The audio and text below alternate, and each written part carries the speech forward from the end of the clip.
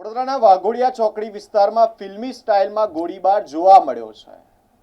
37 વર્ષીય આશીષ મદનલાલ બાકોલિયા કે જેમના પર બાઇક સવાર યુવાનોએ શખ્સોએ હુમલો કર્યો અને જેમાં આશીષભાઈને ખભાના ભાગે ગોળી વાગતા તેમને ગંભીર ઇજાઓ પહોંચી હતી, જે બાદ તેમને એસએસજી હોસ્પિટલ ખાતે દાખલ કરવામાં આવ્યા હતા અને ત્યારબાદ એક ખાનગી હોસ્પિટલમાં સારવાર અર્થે ખસેડવામાં આવ્યા છે। આ ઘટના બનતા જ શહેર અને ગ્રામ્ય પોલીસ દોડતી થઈ હતી, સાથે જ એફએસએલની ટીમ પણ ઘટના સ્થળે પહોંચી હતી અને પુરાવાઓ એકત્રિત કરવાની કાર્યવાહી હાથ ધરી હતી।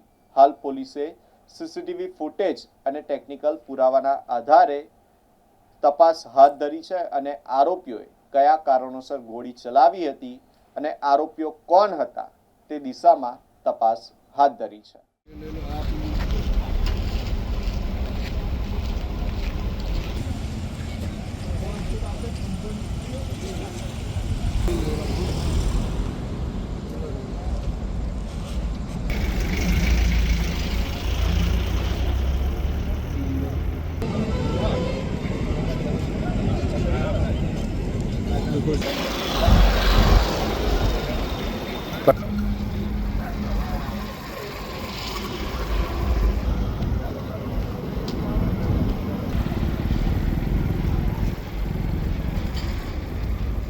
વડોદરા શહેરની વાઘોડિયા ચોકડી ઉપર એક ભાઈ વ્યક્તિ પોતાની 4 વ્હીલ કારમાં જતા હતા। એમને ઓવરટેક કરી બાઇક ઉપર 2 જણ આવી એમને ફાયરિંગ કરેલું છે। એમને જમણા ખભા ઉપર ગોળી વાગી છે। હાલ એસએસજીમાં સારવાર હેઠળ છે અને વડોદરા ગ્રામ્ય પોલીસ અધિક્ષક સાહેબના માર્ગદર્શન નીચે એલસીબી, એસઓજી, અમારું ડિવિઝન, ડીવાયએસપી ઓફિસ અને સમગ્ર વડોદરા જિલ્લાની પોલીસની ટીમ, તમામ થાણા અધિકારીઓ આ તપાસમાં લાગેલા છે। સાથે સાથે શહેર પોલીસ પણ મદદમાં છે સાથે જ।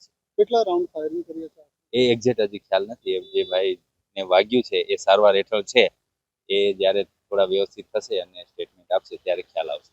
હાલ તપાસ ચાલુ છે, સીસીટીવી કેમેરા જોવાની પ્રક્રિયા ચાલુ છે। શહેર અને ગ્રામ્ય પોલીસ બંને સાથે મળી અને આમાં લાગી ગયેલા છે તપાસ।